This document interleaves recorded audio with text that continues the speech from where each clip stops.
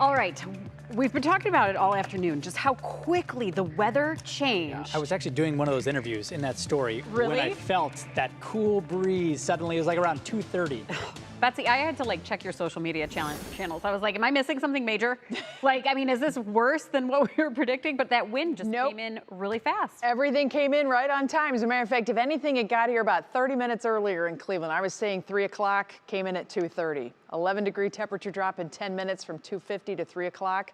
Right on the money. So the wind gusts are definitely the big impact this evening. We're still clocking big wind gusts. There are still power outages, and it's complicating things. We have a wind advisory through midnight for some of our area, but by and large, the biggest problem with the wind is going to be outside of the wind advisory as well. There are a few accidents to talk about. There's a crash on 77 south of 271, but we're still seeing a lot of slowdowns in downtown Cleveland as folks are trying to get around in the city. This is a look at 77 at 480, and you can see that there is some slowing of the traffic. We see brake lights every now and then, but by and large, folks are still getting by. Hopefully, though, they are bearing down on that wheel because we have definitely had those big wind gusts.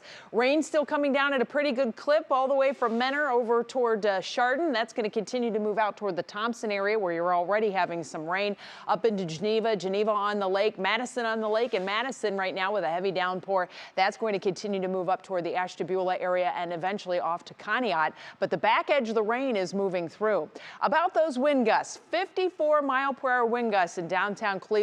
I just checked the OBS, and we have been clocking 41-plus-mile-per-hour wind gusts over the last 15 minutes here in downtown Cleveland. That started at 5:50. So definitely the gusty winds are still with us. The big picture, though, is that those really peak winds, the 50-plus possible winds, are gone. And now we're going to see the wind speeds coming down just a little bit as we head into the night.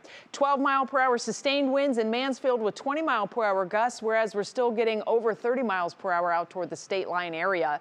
Wind advisory, as I mentioned, continues for Lorain, Cuyahoga, Lake Geauga, and Ashtabula counties. It's technically through midnight. We could see that coming down, but I think that accounts for the gustiest winds that are likely right along the lakeshore areas.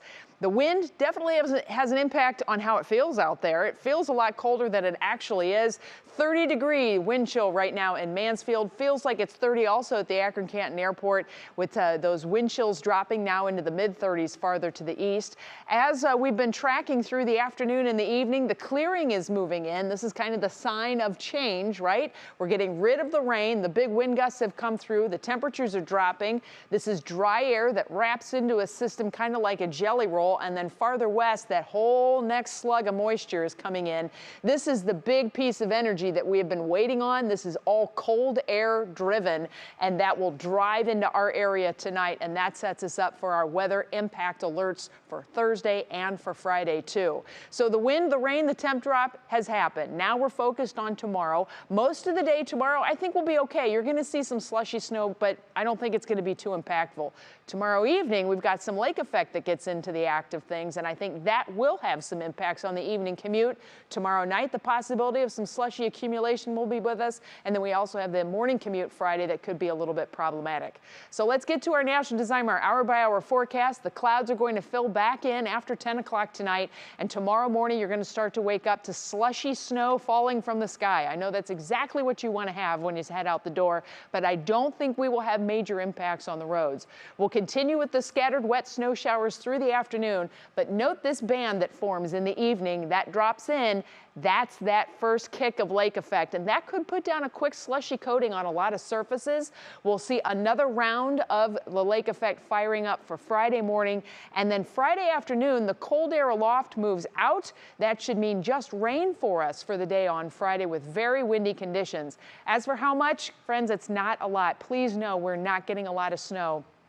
It's a slushy accumulation just on most elevated surfaces and higher terrain areas too, so not tons. Union Home Mortgage forecast, we will be warming up through the weekend into next week as we're keeping an eye on more impactful weather possible for the holiday and beyond. We'll have more details on all that with time to come.